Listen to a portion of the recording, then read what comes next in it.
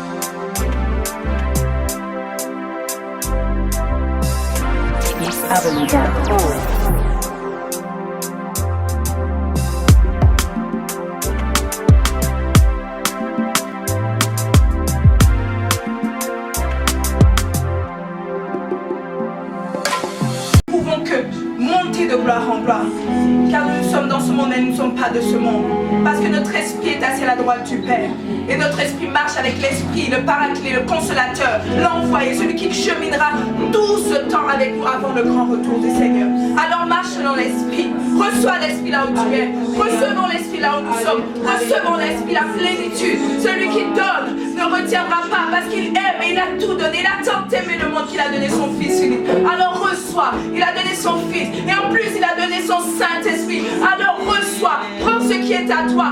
Ne laisse pas pour quelqu'un d'autre. Sois vraiment violent et va chercher la plénitude. Va chercher ce qui est bon et tu prospéreras. Tu avanceras. Tu t'élèveras de gloire en gloire. Alléluia. Oh Seigneur. Gloire à toi.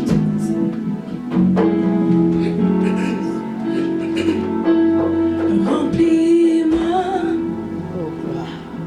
et que ma coupe déborde. Je veux être libre de toi. Je veux être libre de toi. Remplis-moi, oh, et que ma coupe déborde. Je veux être de toi. Je veux être de toi. Remplis-moi. Aujourd'hui, Seigneur.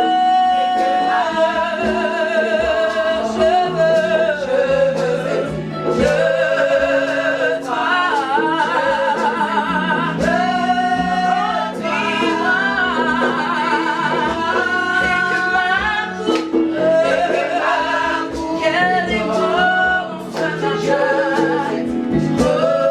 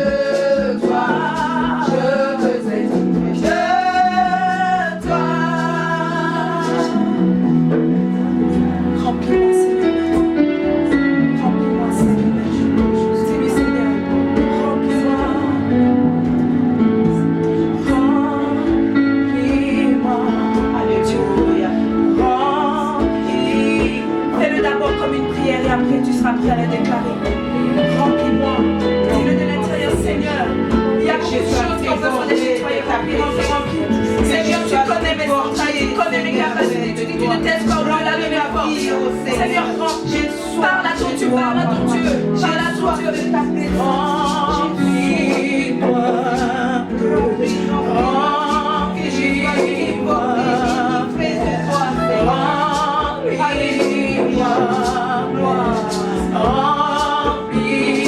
Quand tu vas commencer, tu vas le sentir. Remplis-moi, oh, remplis-moi, Seigneur.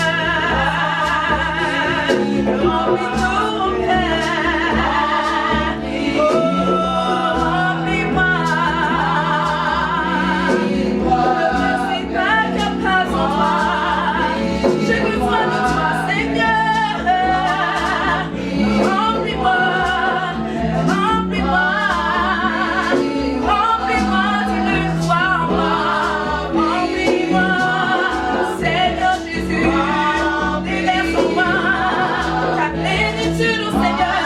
Remplis-moi, remplis-moi, remplis-moi, remplis-moi, remplis-moi, oh Seigneur Jésus.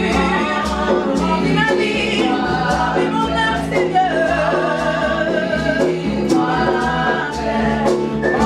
Remplis-moi. Je dis amen à ta plénitude. Je dis merci, Seigneur. Je sois débordée de ta grâce. Car je crois que tu me remplis à cet instant. Je crois que tu me remplis afin que je déborde. Je crois que tu m'as rempli, Seigneur. Remplis tous ceux qui sont connectés, ceux qui étaient épuisés, vidés. Remplis-les de toi. Remplis-les de toi. Remplis celui qui en écoute en ce moment. Remplis celles qui écoutent en ce moment. Remplis les familles, remplis les nations. Remplis le Canada de toi. Remplis la ville de Sherbrooke et toutes les villes avoisinantes. Remplis-nous ce matin. Remplis-nous ce matin. Remplis-nous, Seigneur. Alléluia.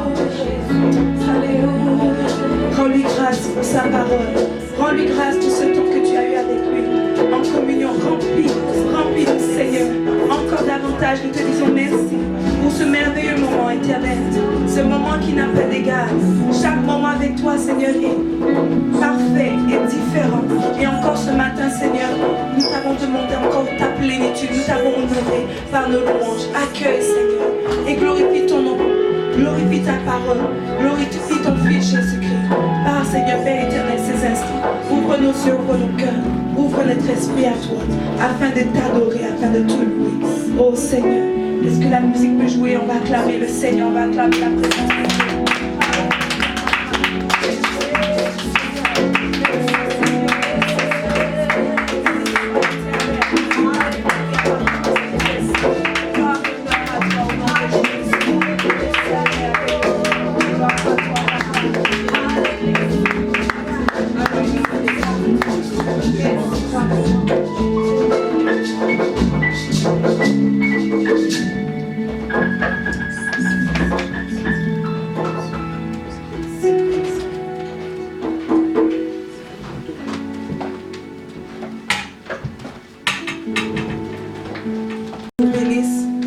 Que l'homme de Dieu finalise, je vous encourage à partager, à inviter vos frères, vos amis, des connaissances, tous ceux qui vous sont chers ou que vous connaissez, qui recherchent la voix de Dieu, qui recherchent la présence de Dieu, qui cherchent à se réunir avec d'autres, en ligne toujours. Partagez-leur, c'est le moment. Bénissez le Seigneur et partagez-leur ce message qui va être enrichissant, toujours sur l'Apocalypse par la grâce de Dieu. Vraiment, soyez attentifs et que le Seigneur vous donne l'esprit de révélation afin que vous puissiez connaître les profondeurs et ce qu'il a à nous dire. Mets des pouces parce que je sais que ça va être bon. Mets des pouces, des likes et je sais que ça va être bon. Ça va être une nourriture solide, une nourriture bénissante pour toi et moi. Alors partage et vraiment shalom, on vous aime dans le nom de Jésus. Alléluia.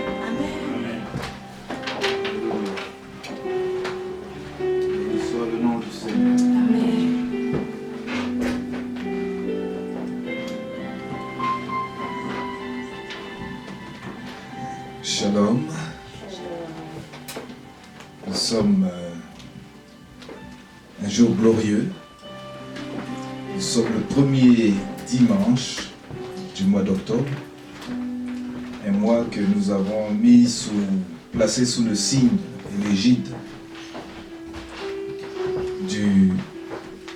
que Dieu puisse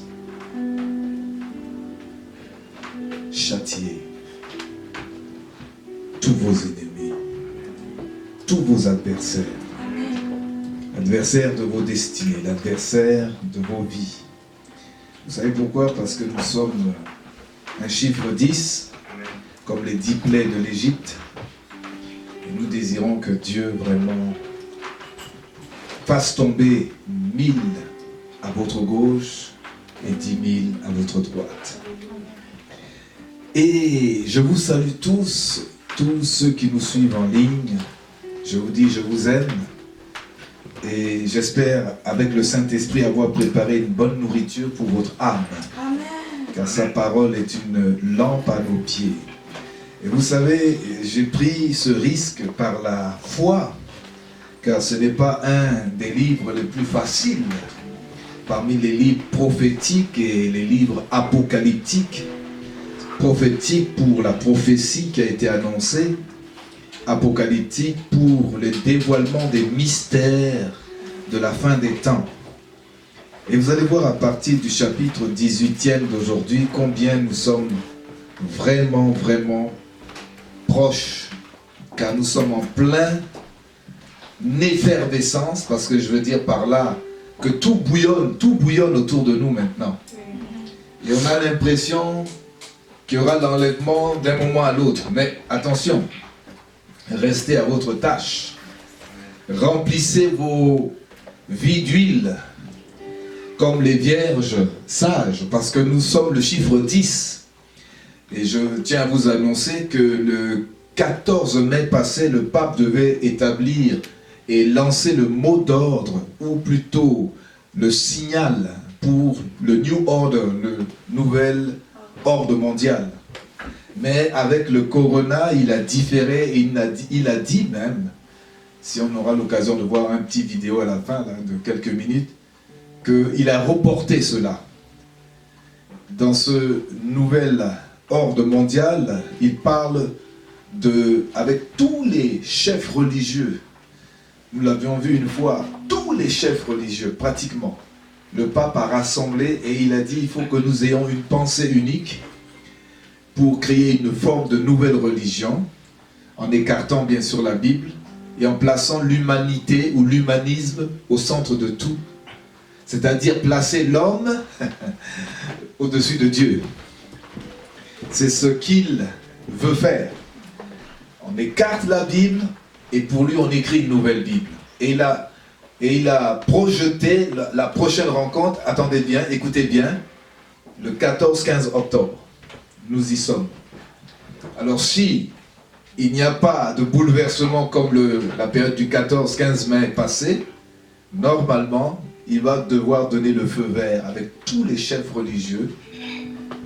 Et vous savez, cela reflète quoi? L'image que nous avons de Babylone, avec ses deux ailes, politiques et religieux, que nous avons commencé avec le chapitre 17e, qui est l'aspect plus religieux de Babylone, et le chapitre 18e aujourd'hui, qui est l'aspect politique. Si vous vous souvenez bien, Alléluia. Seigneur, nous te bénissons pour ta parole qui est la vérité. Ta parole vraiment nous instruit. Ta parole actualise et est actualisée par les événements d'aujourd'hui. Ta parole est vraie. Tout se déroule sous nos yeux. Ta parole est puissante. Et nous voulons que tu nous donnes l'humilité d'abord. Et l'intelligence spirituelle, c'est-à-dire renouvelée par le Saint-Esprit. Car par nous-mêmes, on ne peut pas bien comprendre le livre de l'Apocalypse. Mais donne-nous, Seigneur, de bien comprendre les événements qui sont en train de se passer autour de nous. Bénis cette parole que je m'efface. Saint-Esprit, viens, tu es déjà présent en nous. Faisons le ministère ensemble. Parle à tes enfants. Et instruis-nous. Nous sommes à tes pieds comme Marie. Bénis ces instants au nom de Jésus. Yeshua Hamashiach. Amen. Amen. Le mystère de Babylone. Nous avons vu le 3e message dimanche passé, le double mystère expliqué. Un double mystère, parce que c'est le mystère de la femme prostituée et de la bête qui monte de la mer dans Apocalypse 13, qui est repris ici dans Apocalypse 17. Une bête qui semble être la bête qui monte de la mer, et aussi dans un deuxième temps, dans Apocalypse 13, la bête qui monte de la terre, du sous-monde, comme le faux prophète. Qui monte de la mer, l'antéchrist. Cette bête, souvenez-vous, ressemble à la première bête d'Apocalypse 12 qui s'appelle le dragon, le serpent ancien, qui donne son autorité à la première bête qui monte de la mer, et que nous allons voir dans Apocalypse. Cette bête va porter la femme, l'épouse, qui est la fausse religion, qui est la fausse église, et aujourd'hui nous allons voir qui aussi représente la fausse ville, la ville qui veut imiter, parce qu'elle est parée d'or, elle veut imiter la Jérusalem, que nous verrons au chapitre 19, parce qu'il y a toujours un anté ou un anti contre Christ, et un anté qui se présente avant la vraie chose. La fausse chose, c'est la prostituée. Elle est contraire à la fidèle épouse de Jésus qui est l'église, des rachetés, des élus qui sont fidèles et qui ont de l'huile dans leur lampe. Attention, mets de l'huile dans ta lampe. Cette fausse épouse, elle est prostituée parce que elle ne reflète pas les caractéristiques de la vraie épouse.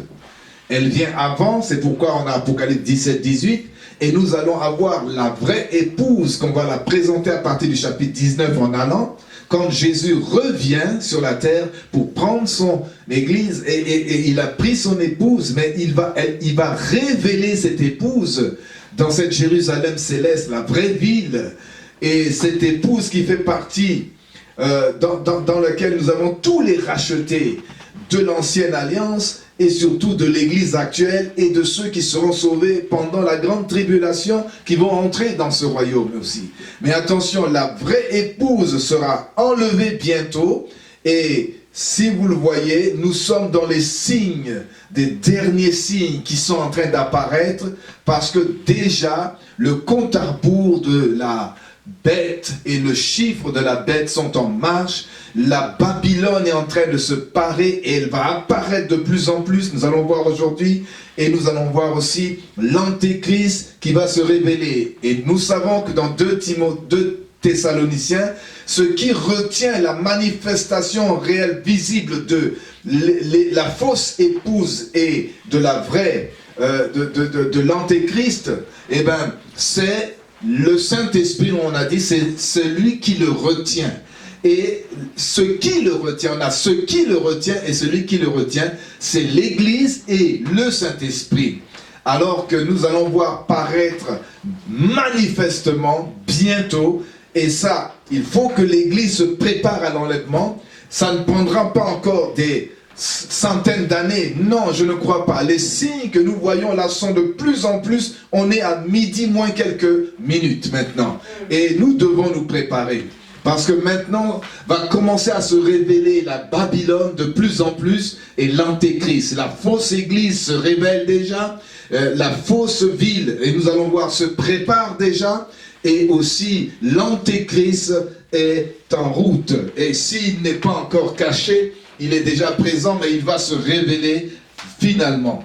Alors nous avons l'aspect religieux de Babylone. On a dit l'autre jour qu'il y a plusieurs choses qui nous montraient que la bête a 7 têtes et elle-même, la bête entière, est une 8e. On a vu avec une première interprétation, l'Égypte, une tête, la Syrie, c'est tous les grands empires qui ont existé, avec Mède, Perse, Babylone, Grèce, Rome, et la 7e qui est l'unité de la confédération de l'Antéchrist, et ensuite la bête elle-même qui n'est plus et qui réapparaîtra dans la période de la tribulation, qui est l'Antéchrist lui-même. La confédération est en train de se former autour de ces 7 têtes, Et elle a besoin des 10 rois pour régner. Et nous savons que les 10 rois, on a donné l'explication, tout se passe autour du bassin de la Méditerranée. Et ces 10 rois n'ont pas encore reçu leur autorité pour pouvoir faire de quoi, mais nous avons expliqué tout ça la fois passée. On a dit aussi dans une deuxième interprétation, parce qu'on nous dit que c'est un double mystère. Alors nous pouvons aussi donner une deuxième interprétation. Il y a des empereurs romains qui, à l'époque, nous savons, au 6e, nous avons Rome. Et c'est à la période où nous avons au 6e, ici nous avons la tête qui correspond à Domitien, à l'époque où Jean est encore en vie. Donc tous ces empereurs étaient déjà passés. Et l'Empire romain se prépare à être reconstitué à un moment donné dans la période qui va venir. On nous dit que ces 7 têtes, c'est aussi 7 montagnes. On pense à Rome, Rome des empereurs, Rome, disent les protestants, des papes.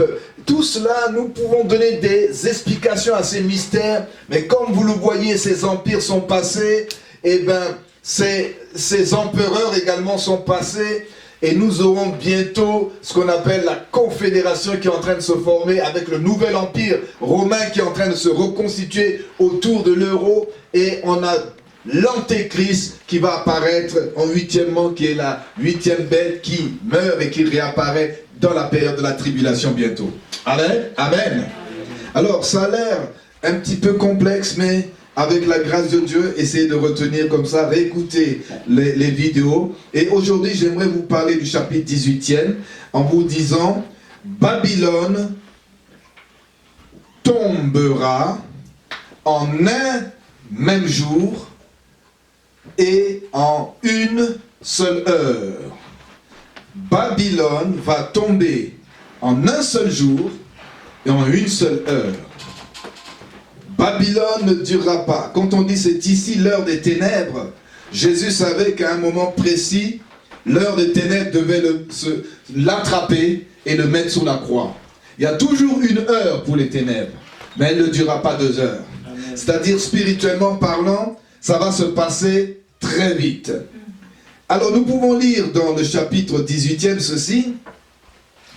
Après cela, donc, je vis descendre du ciel un autre ange.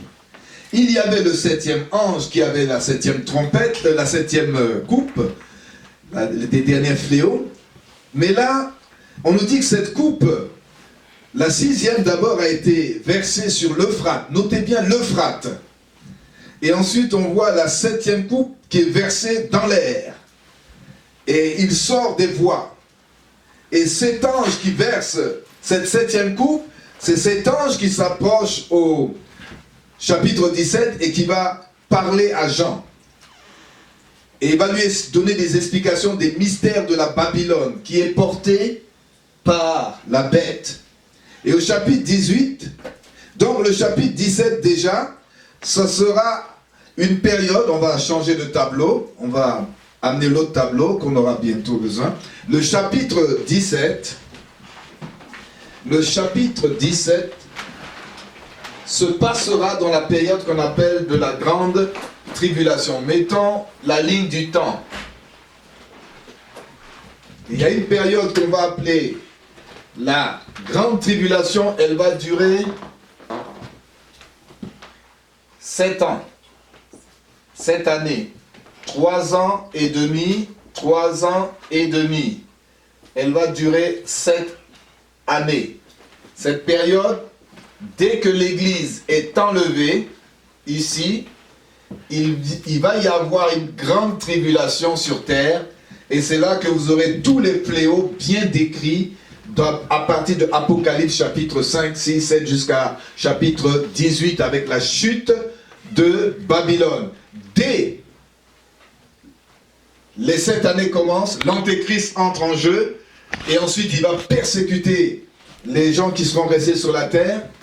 Mais on aura aussi Apocalypse 17 dans cette partie de la première tribulation, de la grande tribulation, les 3 ans et demi, on aura toute la manifestation d'Apocalypse 17. Et vers la fin de la grande tribulation, on a la chute de Babylone. Donc, mettez-vous dans la tête que dès que la période de la grande tribulation ait commencé à 100%, eh bien, Apocalypse 17 est mise en marche.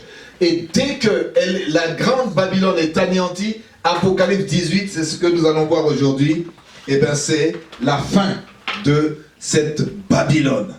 Et nous avons dit que Babylone, c'est quoi? Elle se présente comme une femme prostituée. Proverbe chapitre 9 et chapitre 7. Cette femme prostituée, on nous dit dans Proverbe, elle te mène comme cette femme qui est dans la prostitution, qui te surprend, comme elle a pris un jeune homme, elle l'amène vers sa demeure, et sa demeure, tu vois que c'est jonché de mort. Dès que l'esprit de prostitution t'a saisi, eh bien, tu t'en vas tranquillement vers ce qu'on appelle la mort. Donc, l'esprit de prostitution, incarné par cette femme qui a une coupe de l'ivresse, elle fait boire cette coupe comme Dalila a fait boire du vin à Samson, et Samson a perdu ses yeux et ses cheveux. Il a perdu son autorité apostolique, il a perdu ses yeux prophétiques. Dès que tu es enivré du vin de Babylone, qui est comme une prostituée, qui est comme une ville, et on va voir aussi qui est comme une religion, elle va t'amener dans la fausse direction.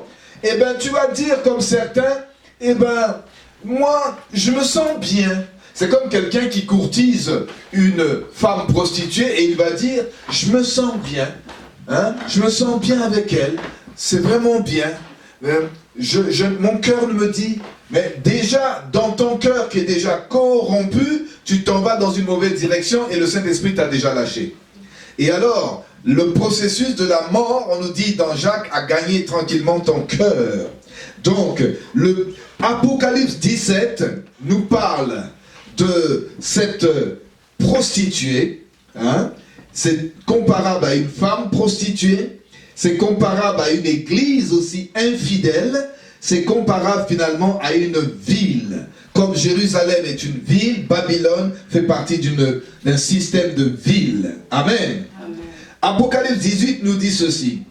Après cela, je vis descendre du ciel un autre ange qui avait une grande autorité. C'est un autre ange, ce n'est plus le même ange d'Apocalypse 17, c'est un ange qui a une grande autorité, et cette autorité, on va voir, ressemble à l'autorité de l'ange qui est au chapitre 10. Allons dans le chapitre 10e, cet ange qui a une grande autorité, on dit, je vis un autre ange puissant qui descendait du ciel, enveloppé de nuées, et au-dessus de sa tête, l'arc-en-ciel. Et son visage était comme le soleil, ses pieds étaient comme des colonnes de feu. C'est, paraît-il, cet ange-là qui se manifeste. Et on voit cet ange aussi, un peu avant, qui prend devant l'ascensoir d'or, il verse de l'encens devant le trône, c'est qu'il a une permission spéciale, cet ange-là. Et beaucoup ont dit, on a l'impression que le mot ange ici est mis à la place de celui qui est Yeshua, mais on n'est pas sûr, et on ne peut pas affirmer que cet ange-là, c'est Yeshua. Mais il a une tellement grande autorité, et vous voyez, le soleil brille sur son visage, on nous dit, une grande autorité, et la terre fut éclairée de sa gloire. Quel est cet ange spécial, particulier? C'est sûr que tous les anges ont une gloire, mais celui-là semble être un ange puissant, comme on le décrit au chapitre 10, et même éclairé de la gloire. Amen. Alors, le système politique de Babylone est présenté sous l'aspect de la ville que nous allons décrire maintenant. Et cette ville, c'est la prostituée. Cette ville, c'est la fausse épouse. Cette ville, c'est la fausse religion. Cette ville, c'est un système politique. Cette ville, c'est un système religieux. C'est tout ça. C'est comme l'église. C'est tout la politique de Dieu. L'église, c'est le représentant du royaume. L'église représente et nous mène vers Jérusalem céleste. Amen. Amen. Et on nous dit, il cria d'une voix forte, disant, elle est tombée. Elle est tombée, Babylone la grande, Elle est devenue une habitation de démons, un repère de tout esprit impur, un repère de tout oiseau impur et odieux. 3. Parce que toutes les nations ont bu du vin de la fureur de son impudicité, et que les rois de la terre se sont livrés avec elle à l'impudicité, et que les marchands de la terre se sont enrichis par la puissance de son luxe ou de son opulence, si vous voulez. Et j'entendis du ciel une voix qui disait: sortez du milieu d'elle, mon peuple, afin que vous ne participiez point à ses péchés, et que vous n'ayez point de part à ses fléaux, car ses péchés se sont accumulés jusqu'au ciel, et Dieu s'est souvenu de ses iniquités. N'oubliez pas, au chapitre 16e, le verset 12, le 6e ange va verser sur l'Euphrate. Et c'est là que les événements vont passer, et vers la fin de ce chapitre que nous lisons, Babylone sera détruite. Amen. Et j'ai entendu cette voix qui disait: sortez du milieu d'elle. Et au verset 6, payez-la comme elle a payé, rendez-lui au double. N'oubliez pas, le double mystère de Babylone a besoin d'une double portion de punition. Et en même temps que Babylone représente la religion et la politique, quelque chose de double. Elle est sur une bête, c'est doublé. Tout est doublé chez elle. Alléluia.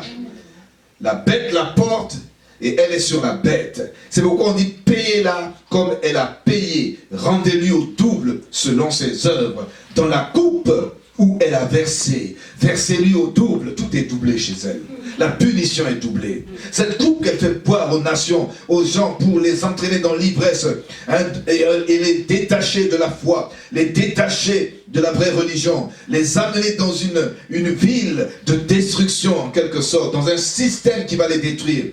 Autant, verset 7, elle s'est glorifiée, a plongé dans le luxe, autant donnez-lui de tourments et de deuil. Parce qu'elle dit en son cœur: je suis assise en reine, je ne suis point veuve, je ne verrai point de deuil. C'est toujours ce que le diable dit. À cause de cela, verset 8, en un même jour, ces fléaux arriveront. Quelqu'un dit un même jour. La mort, le deuil, la famine, elle sera consumée par le feu, car il est puissant. Le Seigneur Dieu qui l'a jugé. Ah oui, il va juger. Amen. Il a le premier, il a le dernier mot. Entre-temps, entre le premier et le dernier, Satan, il remue la queue. Et tous les rois, verset 9, de la terre, qui se sont livrés avec elle à l'impudicité et au luxe, ils pleureront et se lamenteront à cause d'elle, quand ils verront la fumée de son embrasement. Se tenant éloignés dans la crainte de son tourment, ils diront: malheur, malheur. Vous allez voir qu'il y a 3 fois on va dire malheur, malheur. Et au début de la grande tribulation, malheur, malheur. La grande ville Babylone, ville puissante, et elle, en une seule heure, est venu ton jugement. Et les marchands de la terre pleurent. Ils sont dans le deuil à cause d'elle, parce que personne n'achète plus leur cargaison. Personne n'achètera plus. Cargaison d'or, d'argent, de pierres précieuses, de perles, de fin lin, de pourpre, de soie, d'écarlate, de toute espèce de bois, de senteur, de toute espèce d'objet d'ivoire, de toute espèce d'objet de bois très précieux, en airain, en fer, en marbre, de cinnamon, d'aromates, de parfums, de myrrhe, d'encens, de vin, d'huile, de farine fine, de blé, de bœufs, de brebis, des chevaux, des chars, de corps et d'âme d'homme. La sorcellerie. Les fruits que désirait ton âme, il s'adresse à quelqu'un, sont allés loin de toi. Il s'adresse à Babylone. Et toutes les choses délicates et magnifiques sont perdues pour toi. Tu ne les retrouveras plus. Les marchands de ces choses qui se sont enrichis par elle se tiendront éloignés dans la crainte de son tourment. Ils pleureront Et ils seront dans le deuil et diront: malheur, malheur, la grande ville qui était vêtue de fin lin, de pourpre, d'écarlate et parée d'or, de pierres précieuses et de perles, en une seule heure. C'est répété 3 fois, hein, ça c'est la deuxième fois. Malheur, malheur est répété 3 fois, et en une seule heure est répété 3 fois. C'est pour dire que c'est scellé, ça va arriver très rapidement, son malheur. En un seul jour et 1 heure, ça ne prendra pas 24 heures. En une seule heure, tant de richesses ont été détruites.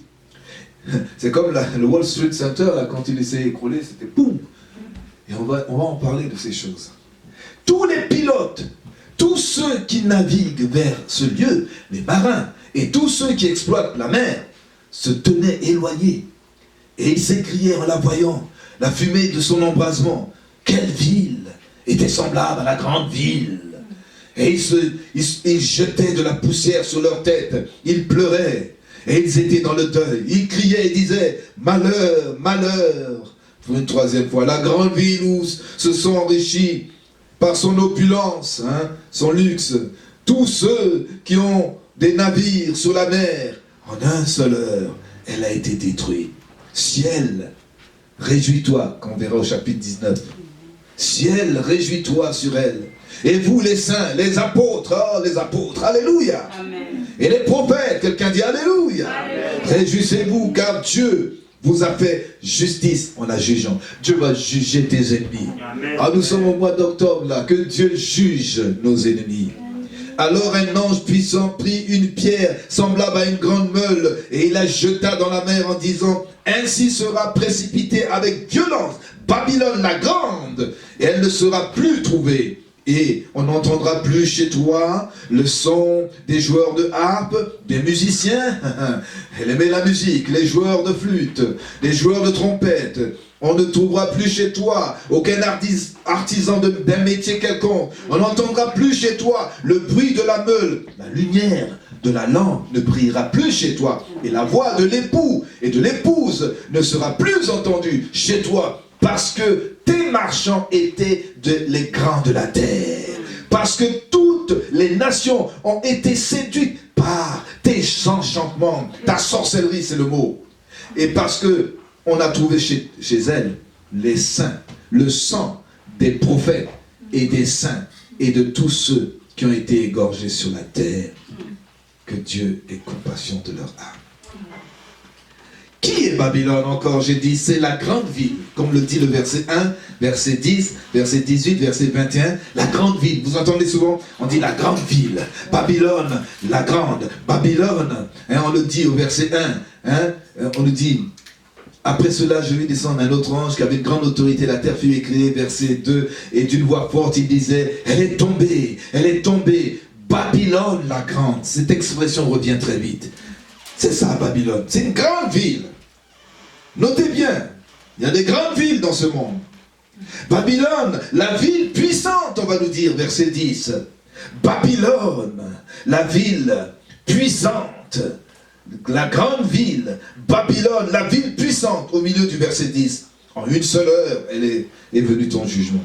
C'est une ville puissante, c'est une grande ville. On nous dit que Babylone, c'est la ville du luxe, de l'aisance, des richesses, de l'opulence. Verset 3. Verset 6. Et ils étaient dans le deuil, ils criaient et disaient: malheur, malheur, la grande ville où se sont enrichis par son opulence, son aisance, ses richesses, tous ceux qui ont des navires. Hein? Comment on les appelle, les yachts, hein? Hein?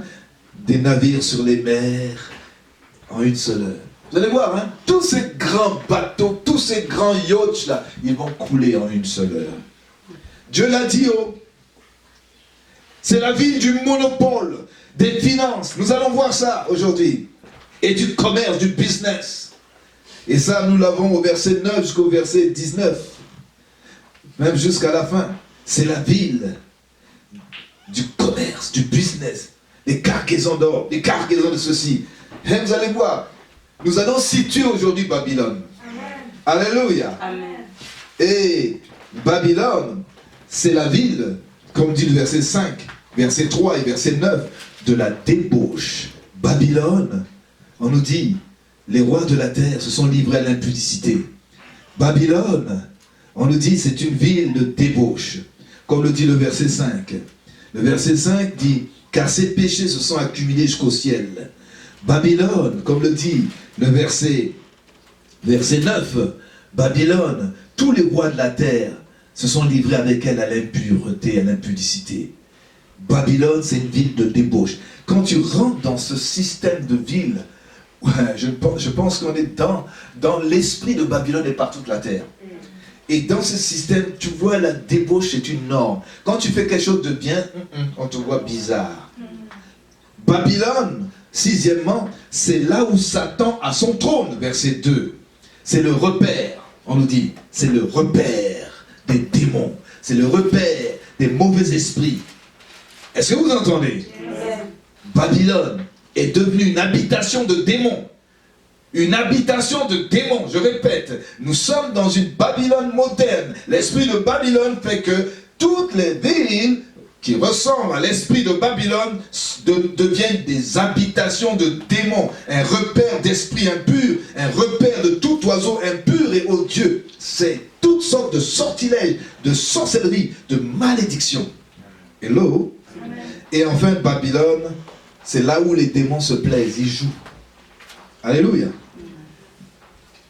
Et on nous dit que ces événements donc du chapitre 17, Babylone religieuse, on l'a déjà décrit, Babylone politique, c'est maintenant. Il y a un ange qui se présente et qui pousse un cri. Et on dit que ce cri-là, c'est comme quand un roi veut arriver quelque part. On a un texte à l'époque Moyen-Âge, et on disait que c'était un héros qui crie pour annoncer une nouvelle. Un héros en Grèce ou en Rome ou dans les temps anciens, c'est une personne qui annonce un événement qui va être remarquable. Il est chargé d'un message pour porter les ordres du prince. Et notre prince, c'est Jésus. Alléluia. Le roi des rois. Et il va dire, avant que le prince ne se présente, écoutez. Et quand il arrive, eh ben, ce personnage, eh ben, on nous dit que la lumière traverse le ciel. Et je vous dis que c'est un héros. Et quand on nous dit que Jésus va réapparaître un jour, eh bien, au Matthieu chapitre 24, au verset 27, on nous dit que l'éclair va partir de l'Orient vers l'Occident. À ce moment-là, comme l'éclair traverse, eh bien, lui viendra avec une gloire qui va apparaître. Et cela va être annoncé par la trompette. Alléluia. Avant le grand jour, une lumière céleste va illuminer les hommes. Et vous allez entendre le son de la trompette. Alléluia. Pour rendre conscient que quelque chose d'important va arriver. Et celui qui est maître du ciel et de la terre va décréter la chute de Babylone. Amen. Comme il va dire au chapitre 4, monte ici, tu entendras sa voix. Mais il va dire aussi à la fin de des 7 ans de tribulation, Babylone, Babylone, tombe. Amen. Mais il va dire aussi à ceux qui vont rester dans cette période de grande tribulation, sortez du milieu d'elle, il va falloir se démarquer. Hein? Et dans Apocalypse 18, verset 2, quand cet ange dit, elle est tombée, Ésaïe avait déjà prophétisé dans le chapitre 21, verset 9, que Babylone allait tomber. Écoutez, si vous allez jusqu'à Ésaïe, nous sommes en 2020, Ésaïe vivait à peu près avant la venue de Jésus, à peu près 800 ans. Donc tu as arrondi le tout à presque 2800 ans ou 3000 ans. Une prophétie qui, depuis presque 3000 ans, disait Babylone va tomber. Et Babylone, nous savons que ça avait Nebuchadnezzar, elle est tombée. Mais elle n'est pas tombée comme il fallait tomber, parce que comme un caillou est jeté sur l'eau, la prophétie a fait ricocher, ricocher, ricocher. Mais elle est tombée et elle va encore tomber gravement à la fin des temps. Car c'est une prophétie qui concernait les Chaldéens de Nebuchadnezzar, mais comme elle a une double réalisation, elle concerne, parce que c'est une prophétie, elle concerne les temps de la fin. Parce que Babylone ne va réellement tomber que dans les temps que nous allons vivre, que la terre va vivre bientôt. Babylone, on va mettre maintenant le tableau.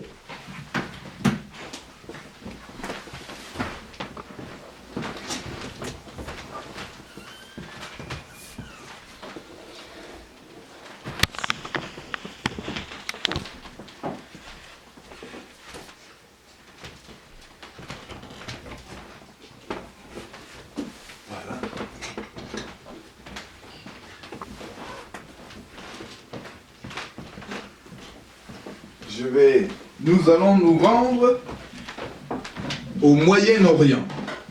Quelqu'un dit le Moyen-Orient. Et le Proche-Orient. Quand Dieu parle dans une prophétie, il dit que Babylone va tomber. C'est avec raison. Le Saint-Esprit parle. Quelqu'un dit c'est avec raison. Babylone, capitale du monde, reconstruite sur son ancien emplacement. Alors, regardez bien, tournez bien la caméra. Alléluia. Amen. Cette Babylone sera la plus puissante des Babylones qui existaient par rapport à celle de Nebuchadnezzar. Est-ce que vous savez que Nebuchadnezzar, si vous allez faire des recherches dans l'internet, il avait construit dans Babylone des jardins suspendus.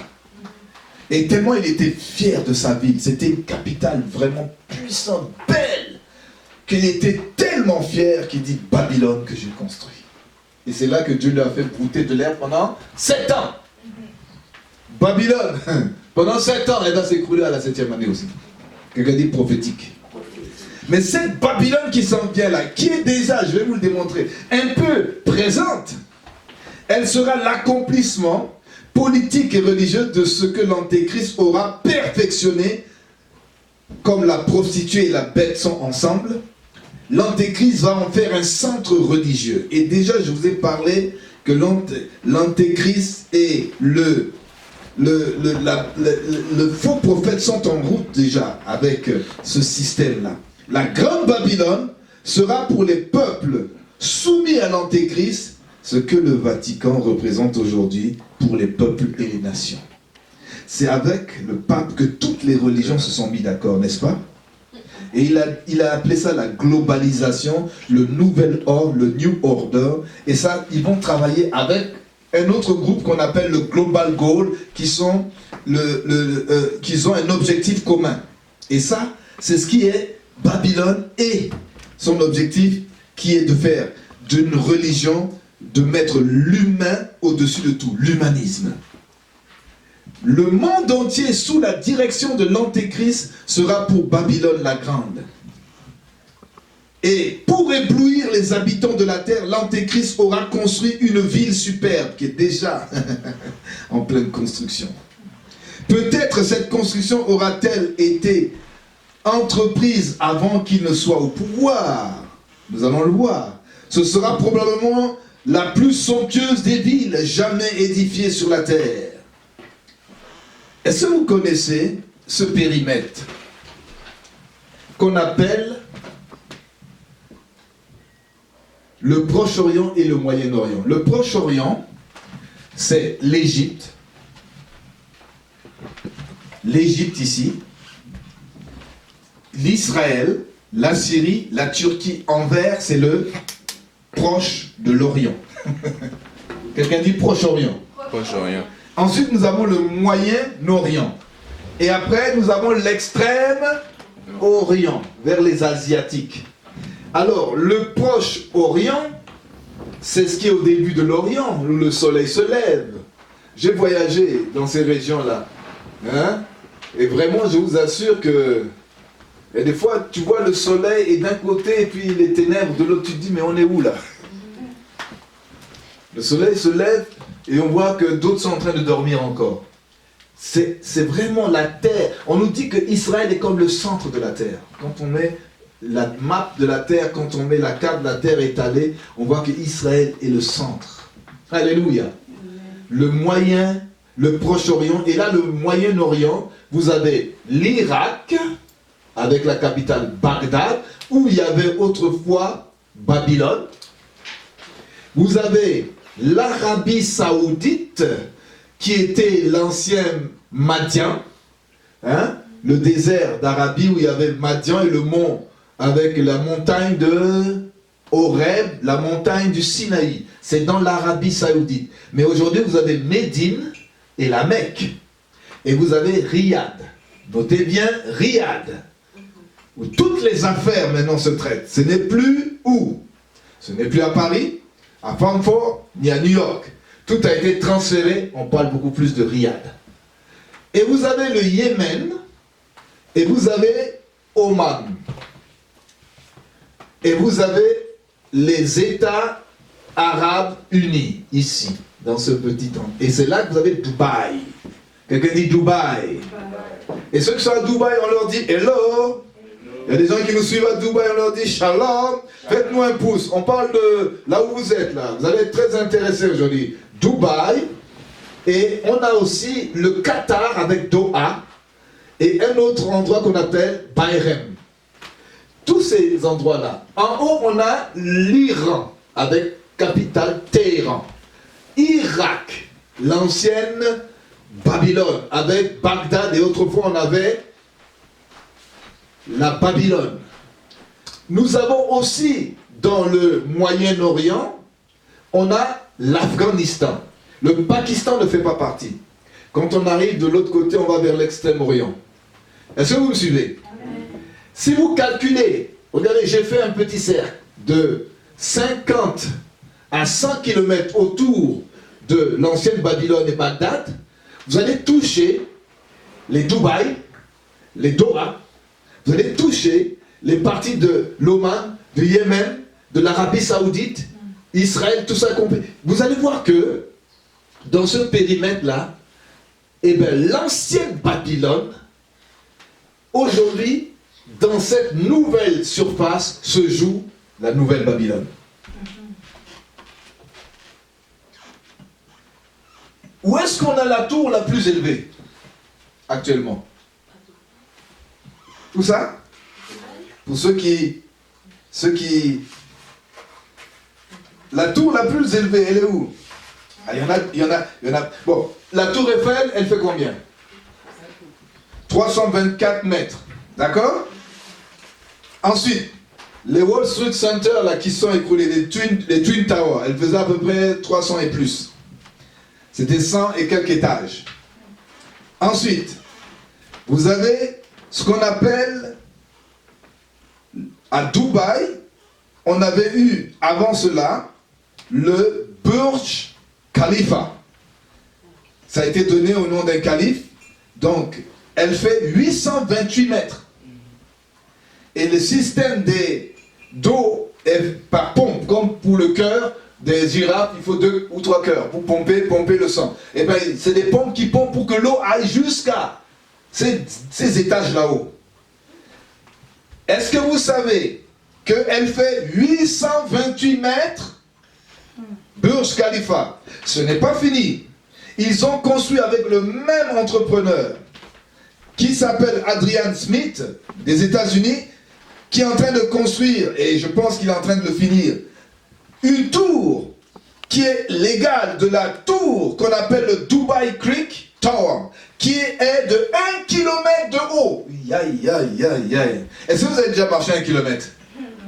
Donc vous marchez pendant 500 mètres plus 500 mètres, vous arrivez à la tour de Dubai Creek Tower, qui est actuellement habitable que de 30 étages, parce que c'est une tour qui est tellement mince. Mais le Burj Khalifa, on a tout un système d'appartements sur ces 828 mètres.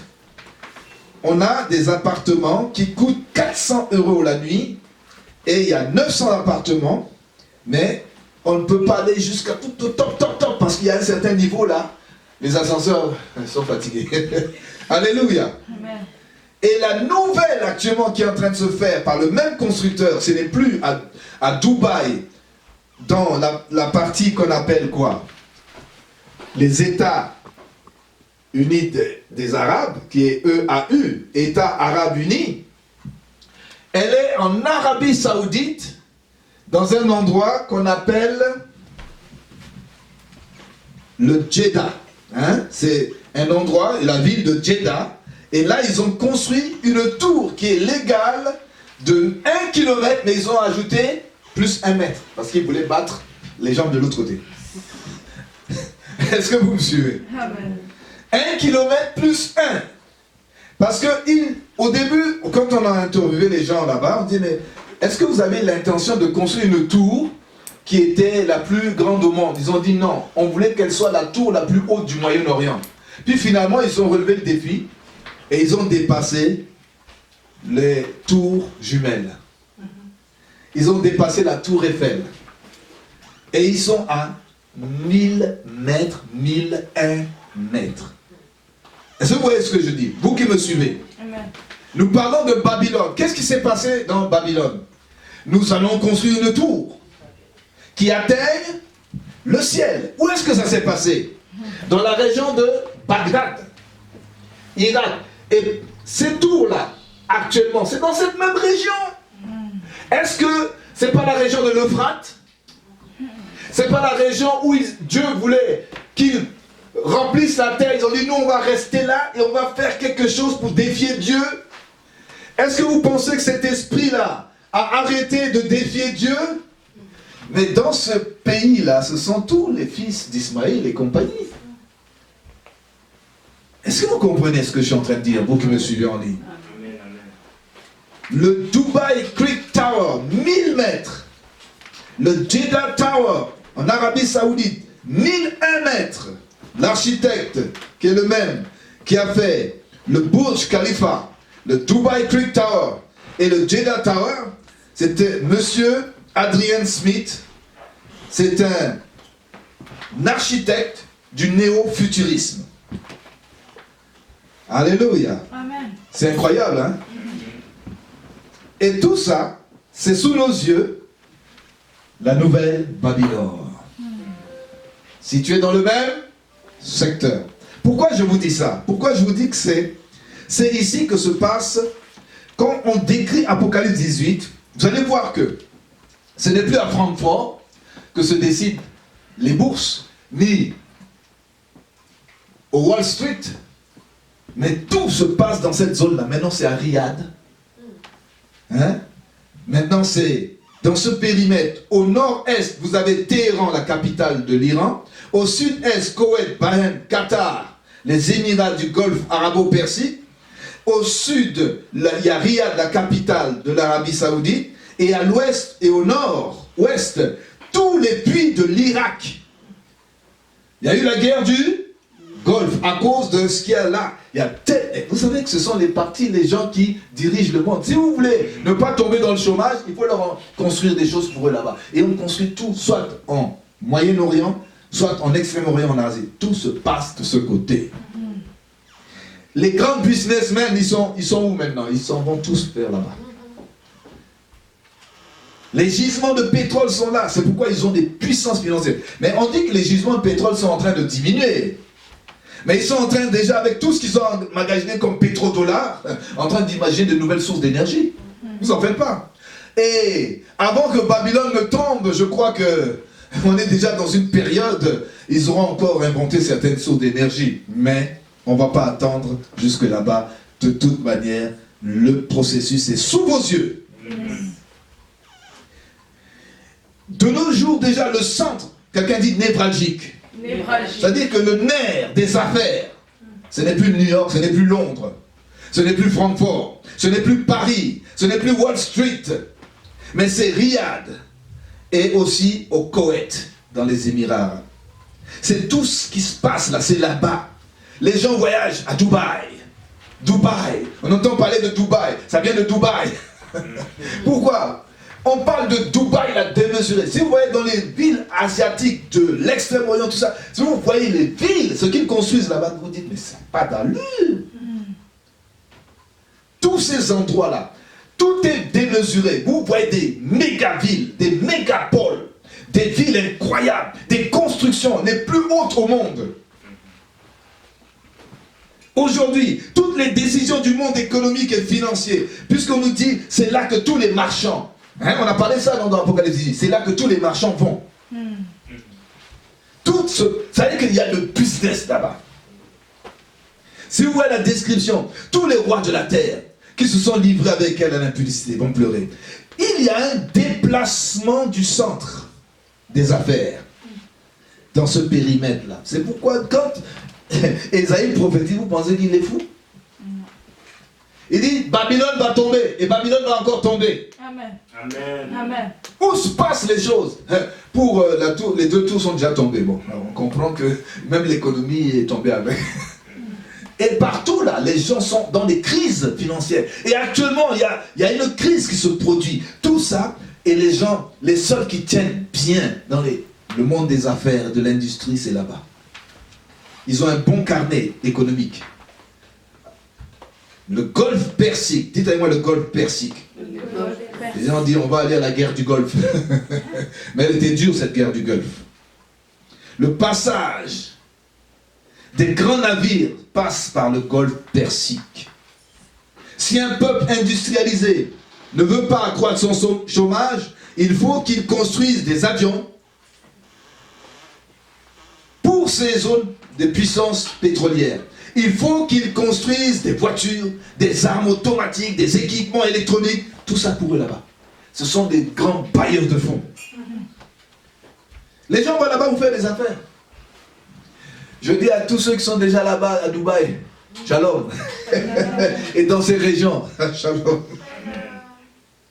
Là où le vent de la prospérité souffle, c'est là où on voit nos frères aussi, ils vont faire des affaires. Oh, je vais à Dubaï acheter quelques petites affaires. Des petites affaires. C'est le vent de la prospérité. Et l'antéchrist, vous allez penser que non, moi je vais rester du côté de Paris. Lui aussi s'est déjà tourné vers là où Esaïe a déjà prophétisé. Les gisements sont là, mais même s'ils s'épuisent, il y a des capitaux accumulés qui leur permettront d'entrevoir encore l'avenir.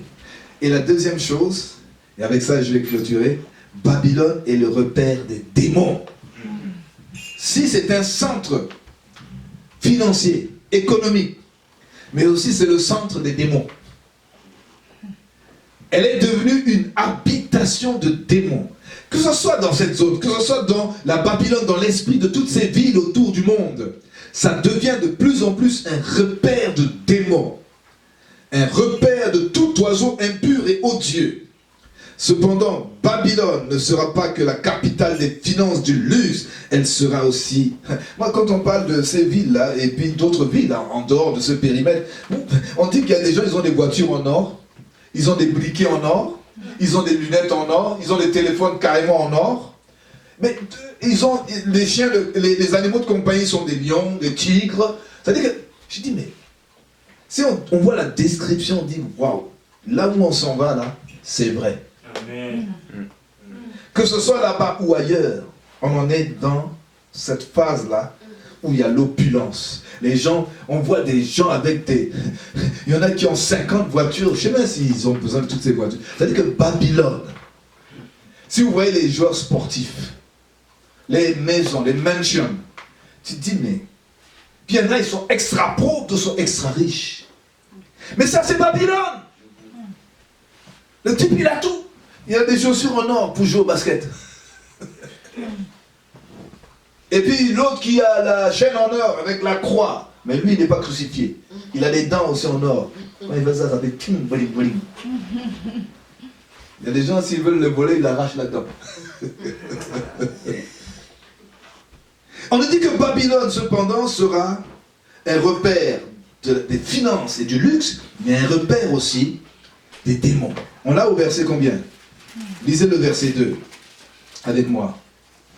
Il cria d'une voix forte en disant, elle est tombée, Babylone. Elle est devenue une habitation de démons, un repère des esprits impurs. C'est-à-dire, un repère là, ça veut dire quoi? Ça veut dire que le sous-monde, il passe facilement dans ces endroits. Il y a des endroits là, tu mets le pied, même dans certaines maisons, tu sens qu'il y a un ascenseur qui remonte du sous-monde. Tu dors pas la nuit. Il y a des villes, là, c'est vraiment un endroit où le sous-monde fait des va-et-vient. Il y a des villes où la foi résiste. Mais il y a des villes où le sous-monde, tu sens qu'il est présent. Dans les rues, dans les magasins, dans la politique, dans l'économie. Et dans ces endroits-là, vous en faites pas. Il y a un repère de démons. Et partout où nous nous trouvons, n'oubliez pas, le monde, le sous-monde est en train d'envahir. Quand on parle de repères de démons, Ésaïe 13, 22 en parle, Jérémie 5, 37 en parle. Il nous parle de refuge de chacal. Et le mot qui est traduit par Ésaïe et Jérémie, Ésaïe 13, 22, Jérémie 5, 37, le mot veut dire dragon, démon. C'est un mot qui vient de l'hébreu tunim. Tunim, dites avec moi tunim. Chien sauvage, démon, dragon. Les démons feront leur repère dans la grande Babylone. Et déjà nous voyons l'esprit de Babylone être envahi par cet esprit de chacal. Dans le centre moderne, il y aura de l'occultisme. Les esprits méchants, abominables, des oiseaux impurs, odieux. Hein? Vous savez, quand Abraham voulait offrir son autel à l'Éternel, qu'est-ce qui est venu? Ce sont des oiseaux impurs pour essayer de manger son autel, son sacrifice. Allons dans Genèse 15, vous allez voir ça, verset 11. C'est pour ça qu'on dit, ces oiseaux impurs sont le symbole de démons. Quand on voit ces oiseaux qui venaient là, vous pensez que c'était des oiseaux qui sont venus juste déranger Abraham? Au verset 11. Les oiseaux de proie, hein? Chacal, les oiseaux de proie s'abattirent sur les cadavres et Abraham les chassa. Quelqu'un dit, il faut les chasser. Il faut les chasser. Des oiseaux de proie, symbole des oiseaux impurs, odieux. Symbole aussi de la fraude. Jérémie 5, verset 27. La fraude. Les oiseaux impurs, symbole de la fraude. Jérémie 5, verset 22.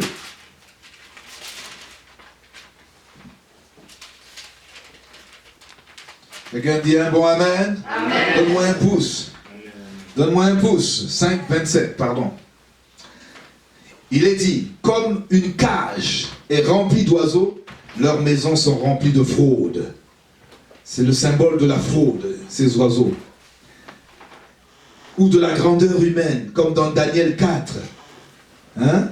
Ou Matthieu 13, verset 32. Daniel 4, verset 12. La grandeur humaine.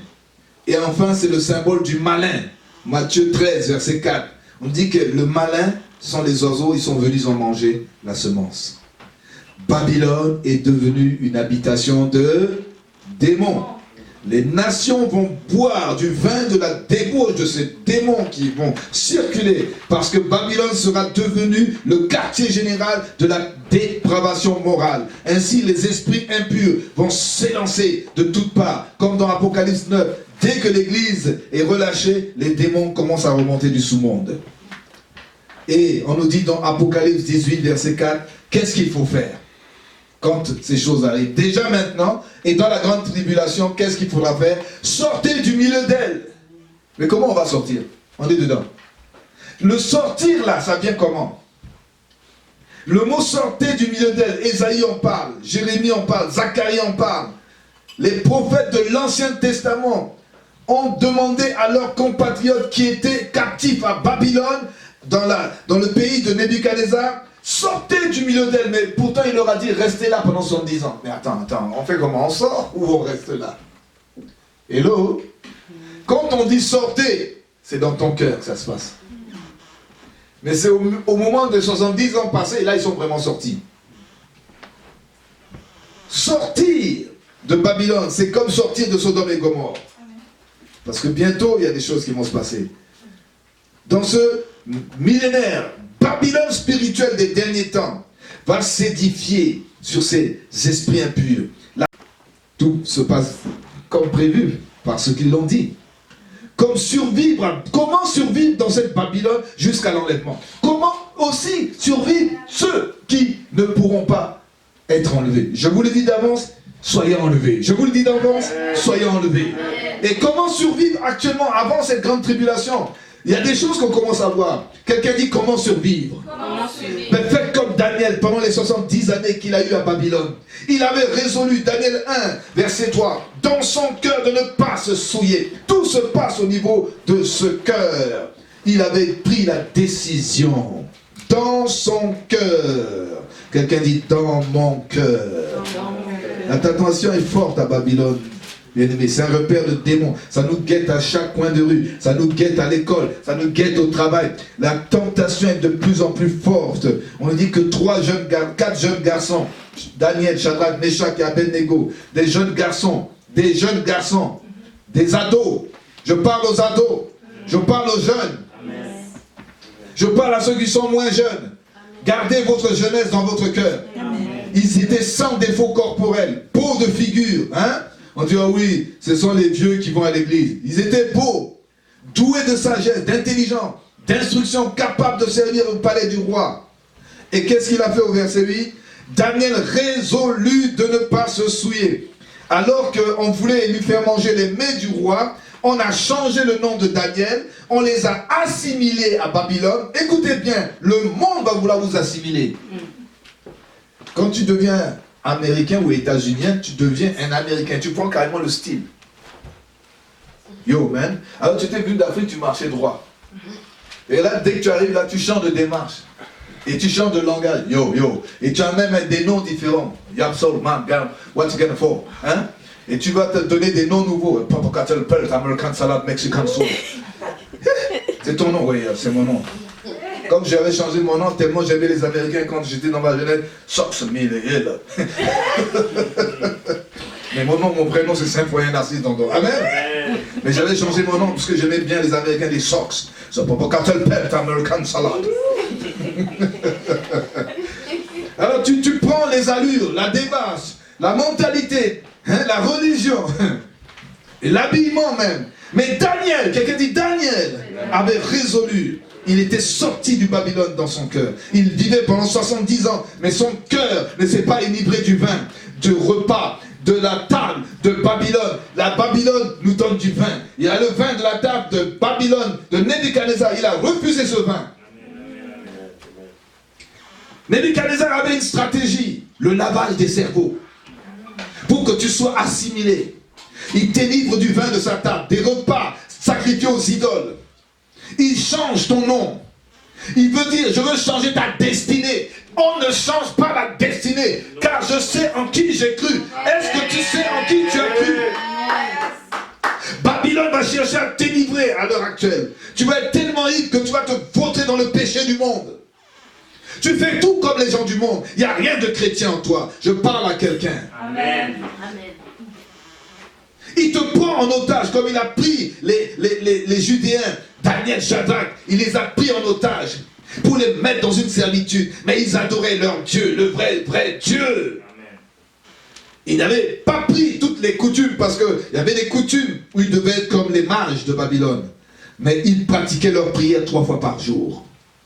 Il y avait des philosophies, de l'endoctrinement, de l'assimilation totale dans la culture de Babylone. Mais Shadrach, Meshach et Abednego et Daniel ont décidé de garder Jésus. Satan veut tenir captif à l'heure actuelle les gens à Babylone. Je vous dis que dans ce cercle-là, il se passe des choses. Il y a un cercle, une ville qui est déjà préparée. Il y a des villes dans le monde qui sont préparées à l'image de Babylone. Satan veut captiver les gens dans leurs pensées, dans leur cœur, les assimiler à l'image de Babylone moderne, l'humanisme, le nouvel age, le new order. Ça s'en vient. Prépare-toi à la rencontre de ton Dieu. Prépare-toi aussi à contrer Babylone et son esprit, qui est l'esprit d'une ville. Les villes de ce monde ressemblent à Babylone. Et il y a des Babylones de Babylone aussi. Malgré les noms païens qu'on leur a donnés pour les changer de destinée, changer leur nature, ils ont résisté aux valeurs de leur siècle pendant 70 ans. Daniel, Shadrach, Meshach et Abednego priaient 3 fois par jour. Si tu ne pries pas, si tu ne mets pas de l'huile dans ta lampe, tu vas trépasser spirituellement. Et en 1 heure, n'oublie pas, Babylone va tomber. En 1 jour, mais toi, souviens-toi de cet enseignement. L'esprit de Babylone est déjà là. Babylone politique. Babylone business. Commerce. Existe déjà. Et il y a des villes qui le ressemblent. Surtout si on va dans le secteur de l'ancienne Babylone. Prépare-toi à la rencontre de ton Dieu. Nous allons prier le Seigneur. Il y a eu 70 ans de captivité, n'est-ce pas, pour Daniel. Il y en aura 7 pour ceux qui ne partiront pas. Mais je décrète au nom de Jésus que tu dois partir. Je décrète que cet enseignement t'ouvre les yeux sur la nature de Babylone. L'esprit qui est déjà dans le monde. L'esprit qui est déjà dans le monde. Mais comme il est dit, on a pris une pierre, on a mis et on a jeté au cou de la Babylone et on l'a jeté dans l'eau. Parce qu'elle était assise sur les eaux. On l'a jetée dans les peuples aussi. Elle va tomber parmi les peuples. Et c'est Dieu qui va décréter notre enlèvement. C'est Dieu qui va décréter sa chute. À toi d'avoir un cœur comme Daniel, Shadrach, Meshach et Abednego. Parce que tout ce que tu vois là, il est décrit ici, hein, les cargaisons d'or. Quand tu vois dans les villes comme ça, là, tu te dis, waouh! J'ai envie de rester sur la terre. Mais ce n'est même pas le ciel. Parce que Apocalypse 19, 20, 21, 22, qu'à un moment donné, nous allons voir, le ciel arrive. Je vais vous mettre au beat du ciel, au rythme du ciel. Quelqu'un dit le rythme du ciel. Et vous allez voir, Alléluia. Ça, c'est le chapitre 19. On ne chante pas ça aujourd'hui. Quand Babylone tombe, les louanges éclatent au ciel. Mais déjà commencé les louanges du Seigneur. J'aimerais qu'on soit conduit dans un moment de louange. En même temps, on va remercier le Seigneur en ce dimanche pour tout ce qu'il nous a enseigné dans le chapitre 17, chapitre 18. Essaie de réécouter ces enseignements. Je sais que ce n'est pas une chose facile qui a été enseignée, mais que Dieu te donne encore l'interprétation quand tu relis les textes. Sois assuré, Babylone va tomber. Tous les systèmes de ce monde, tous ces grands qui s'élèvent, tous ces grands bonnets, ils vont tous tomber. Ils vont pleurer, nous dit. En 1 heure, tout va se passer. En une seule journée, le luxe, l'opulence que vous voyez, quand vous regardez les autres, vous dites, oh, il est billionnaire. Oui, tu peux être billionnaire à la façon de Jésus. Mais tous ces billionnaires-là, ils n'ont pas Jésus. Un chant à la gloire de Dieu. Alléluia. Là où tu es, si tu veux te mettre à genoux, mets-toi à genoux. Tu veux te lever, lève-toi. Mais j'aimerais que tu adores le Seigneur. Comme ce chapitre 19 nous annonce quand Babylone va tomber. Et bon, le malheur, on nous dit le chapitre 18, verset 20, nous dit le ciel va se réjouir sur elle. Les saints, les apôtres, les prophètes, réjouissez-vous. Car Dieu vous fait justice et fera encore justice pendant cette période de la grande tribulation. Il est assis sur son trône élevé. Tous les saints lui rendent hommage. Il est 3 fois saint, l'éternel. Chante. Pendant que tu penses à Babylone, pense à Jérusalem. Et son Christ, son nom, il est assis,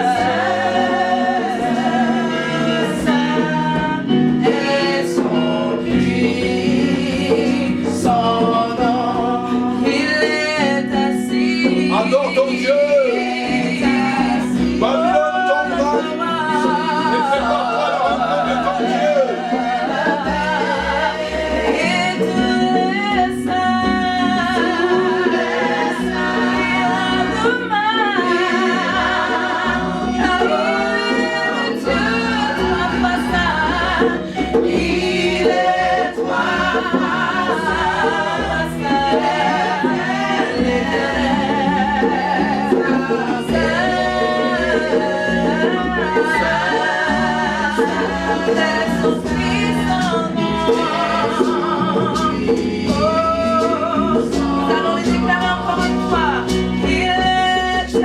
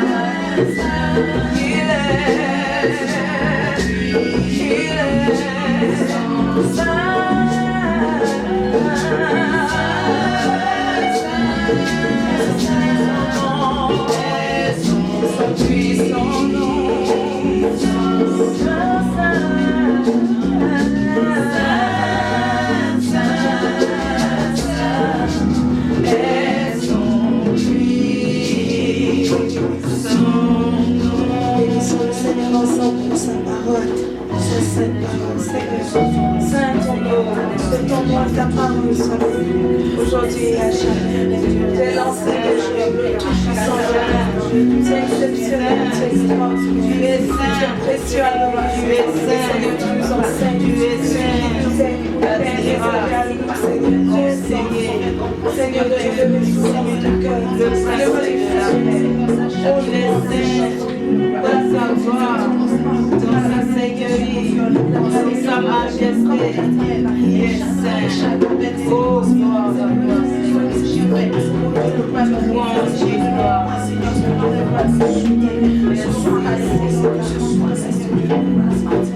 gloire à Jésus. Merci Seigneur Jésus. C'est toi Yahweh. Alléluia. C'est lui Yahweh. Oh Jesus. Gloire à ton nom. Là où tu élèves. Élève Yahweh. Élève Yahweh. Élève Yahweh. Élève Yahweh. Élève Yahweh.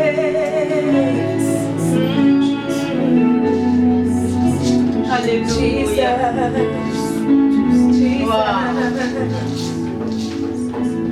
Your name is Yahweh. Your name is Yahweh. You are the miracle working God. Your name is Yahweh. Your name is Yahweh. Your name is Yahweh. You are the miracle working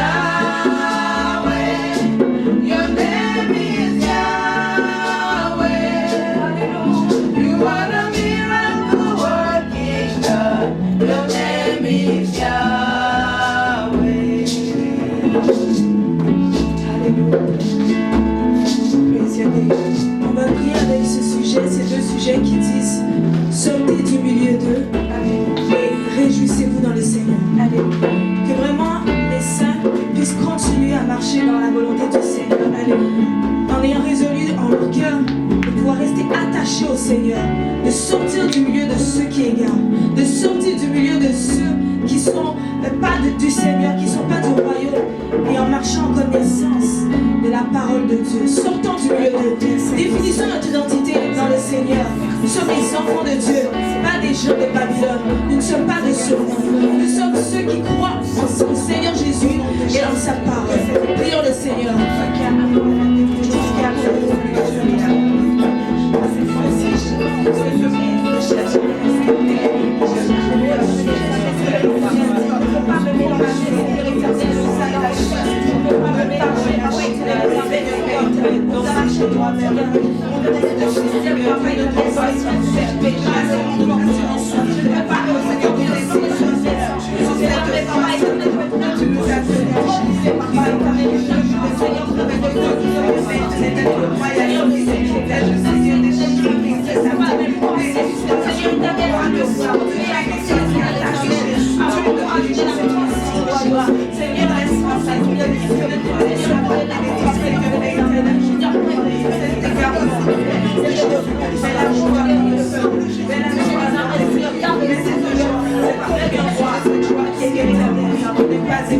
Et que la joie de l'Éternel soit notre partage. Il y a des choses qui sont bien, il y a des choses qui se préparent.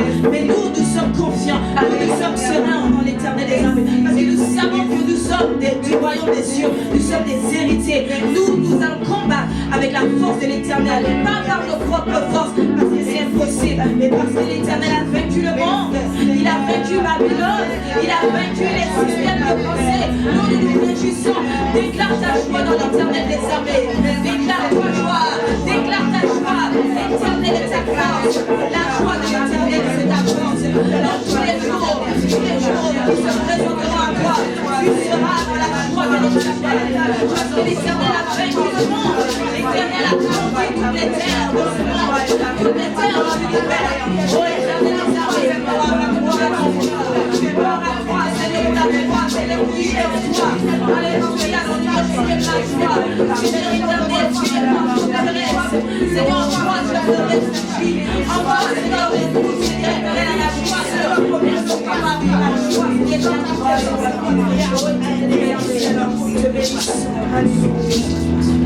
Oh éternel des armées, nous te bénissons, Papa, Seigneur, pour ce message costaud.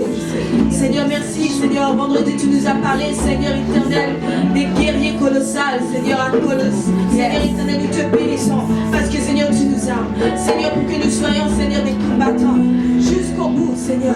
Merci, Papa éternel, parce que nous ne sommes pas ignorants, Seigneur, des plans, Seigneur éternel, de ce monde, des plans que le diable, Seigneur, a prémédité contre nous.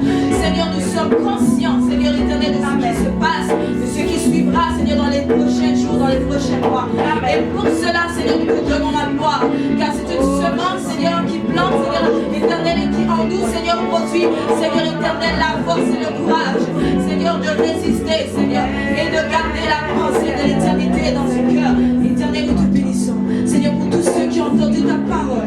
Merci, Seigneur, pour ton serviteur et ta servante, Seigneur, qui ont prié sur ce message qui a été délivré, Seigneur éternel, dans les réseaux et qui parcourt au nom de Jésus, qui parcourt, Seigneur éternel, les réseaux sociaux, qui parcourt YouTube, qui parcourra Facebook au nom de Jésus par les partages. Oh, nous te bénissons, Seigneur éternel, parce que tu nous as instruits. Et ta parole dit, Seigneur, que tu as donné ta parole afin que tout homme, toute femme, Seigneur, soit propre. Seigneur éternel, soit instruit, Seigneur, propre à toute bonne œuvre. Et nous le sommes, Papa, par ta parole.